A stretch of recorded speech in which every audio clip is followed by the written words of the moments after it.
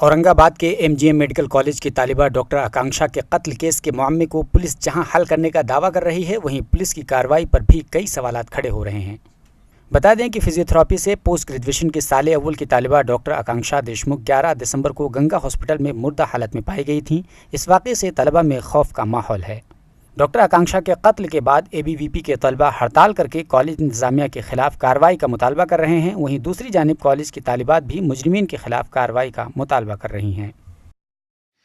Doctor आकांक्षा का जो murder हुआ है उसको आत्महत्या का स्वरूप दे रहे, तो वैसा ना देने से, और जो प्रशासन पुरावा नष्ट किया हुआ है कॉलेज प्रशासन ने, तो उनके ऊपर गुनाह दाखिल होना चाहिए। आरोपी भी पकड़े गए, मगर जो कॉलेज प्रशासन ने, जो वहाँ पे रेक्टर, जो सिक्योरिटी एजेंसी है, उन पर कोई कार्रवाई नहीं की है। अभी वहाँ पे रहने वाले स्टूडेंट, अभी वो उनका ये मन में फ़िलहाल डर का ही सामा हुआ है, और वो उनका अभी भी ये हो सकता है, उनके मन में प्रश्न चिन्ह है कि हमारा क्या हो सकता है। इसीलिए प्रशासन ने उन पर कार्रवाई करना चाहिए।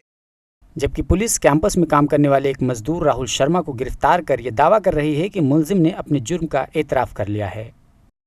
कहा गया, एक ही हमारा एविडेंस था कि एक ही हमारा सोच था कि यही होगा। इस सोच की तरफ से हमने वहाँ कोशिश की और उनको हमने आज अरेस्ट किया है। बाद में जो कुछ तब इन्वेस्टिगेशन में आएगा तो अभी वो आपके सामने आ जाए। औरंगाबाद से ईटीवी भारत के लिए असरार चिश्ती की रिपोर्ट।